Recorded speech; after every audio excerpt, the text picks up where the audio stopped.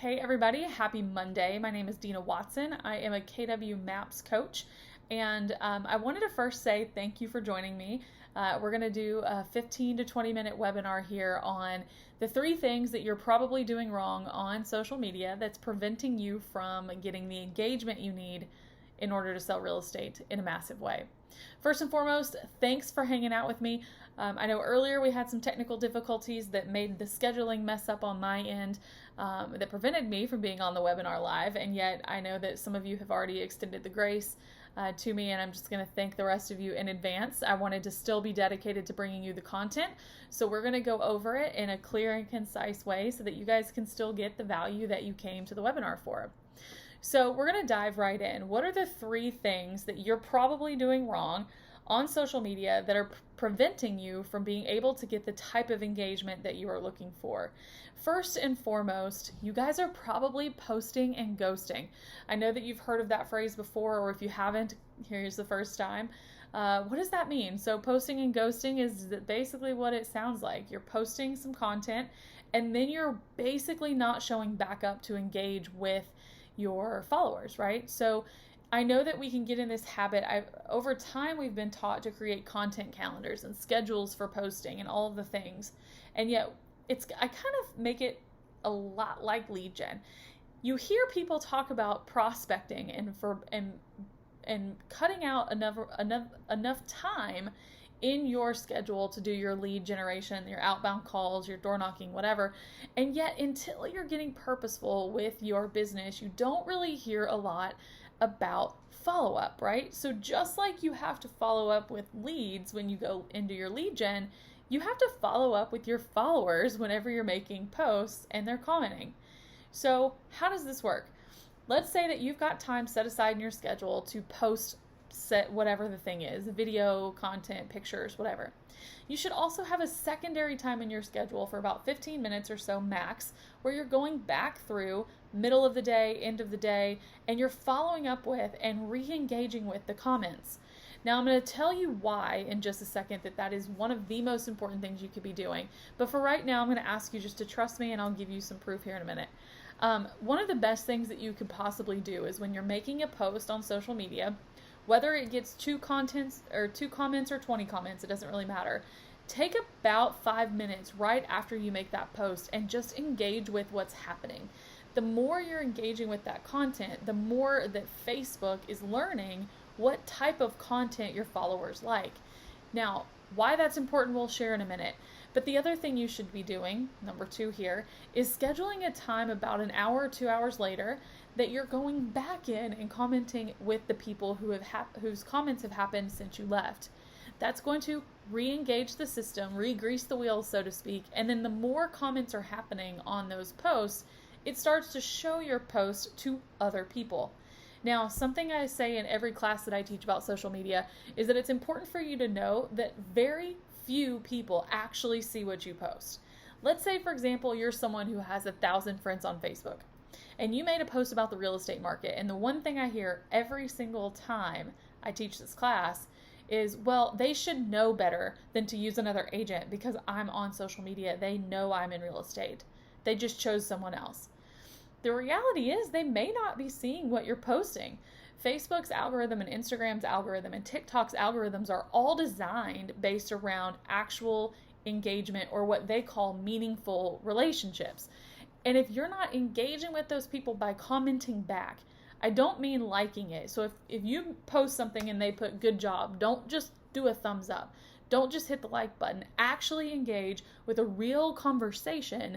And then here's a bonus point. Take that conversation into Messenger if it goes past 2 exchanges. So you post something, they comment, you comment, they comment, you comment. At that point, take it to an instant message or a direct message, if that's what you want to call it. That is something that will also help you hack the algorithm and tell Facebook or Instagram or TikTok that you are a meaningful relationship to that person. And we'll get into why that matters in a minute. Number 2, so number 1 was your posting and ghosting. We're not going to do that anymore. Number 2 was that you're not dedicated to the research of how it all works. You've not dedicated any time to the research behind how all this engagement stuff works. Basically, what I'm saying is you are uninformed and you don't have a strategy. Okay?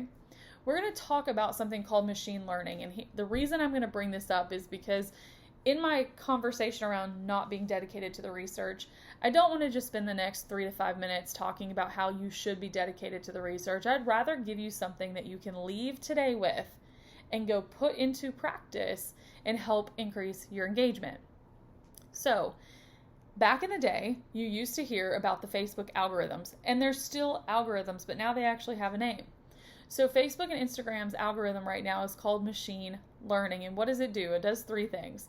Number 1, it's collecting the data. So there's 100 bajillion data points that they're collecting on. A few of them are all around engagement, which is why we're talking about this. But they collect the data, the system collects it all, and then they send it off to be scored. So the machine learning algorithm is actually scoring the way you're engaging with people on the platform. Okay.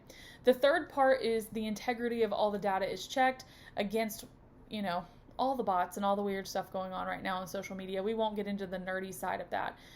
But there's something else that I want to bring up. Based on the way that it's ranked. So, for example, the first thing that's happening is that they are gathering the information. Next, they are scoring or ranking it. And I think in order, I've always told people, if I know the game I'm playing, I can play any game in the world, and you can too, right? So first and foremost, I think it's important that you know the social media ranking signals. What is it that the platform's actually looking for? Because if you know what the platform is looking for, you can play with it, right? They're looking for 4 major things. Number 1, what is your relationship to the viewer? For example, if I post something on social media and you are on your feed scrolling, the question is, what is my relationship to you? It doesn't mean are we friends or are you my cousin? Not that kind of relationship. It means, historically speaking, on that platform, and I'm saying that because we're on all these different ones, right? So on that platform, what is the relationship that you and I have together? Think about this. If all you ever do is comment and share things and engage with people who are your closest friends, everybody else on Facebook that's in your friends list is not in that first ranking signal. You're getting a minus. If we're talking about ABC in school and you're getting a plus or a minus, right now you're getting a minus. You're getting a D or an F. You're not engaging or carrying on a relationship on the platform. Now, I'm bringing this up because a lot of us, as we grow up, we're conditioned to have real conversations offline. And so, for example, people have asked me about some stuff my husband posts. I don't see any of his posts. Number 1, well, because he doesn't post frequently. But first and foremost, I don't talk to him through the platforms. I talk to him through text message or at my house or whatever.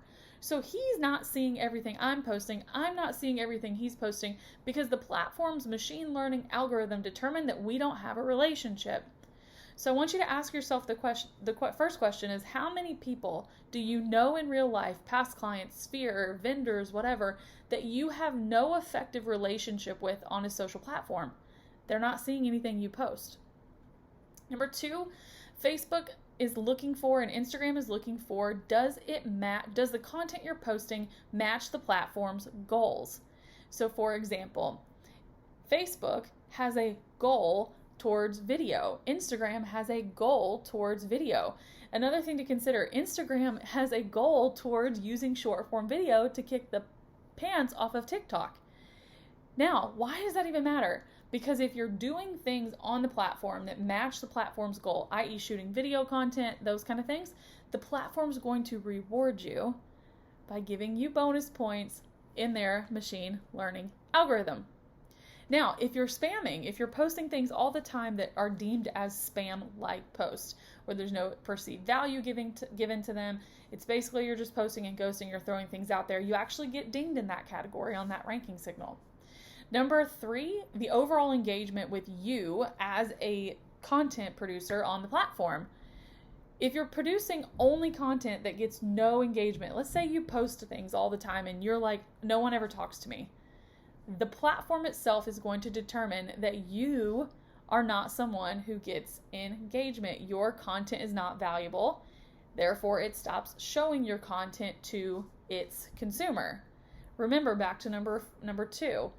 Are you matching the platform's goal? The platform's goals are to increase engagement on the platform. If you're constantly posting links that take people away from that, you're going to get dinged there too. Anyway, for the conciseness of this webinar, I'm going to stop. If you want to get more into that, do some research, or you can take the full social media class I teach that launches tomorrow. You can also go and just look some of this stuff up. But for the conciseness of this webinar, I'm going to stop there and go to number 4. Number 4 is frequency and relevancy.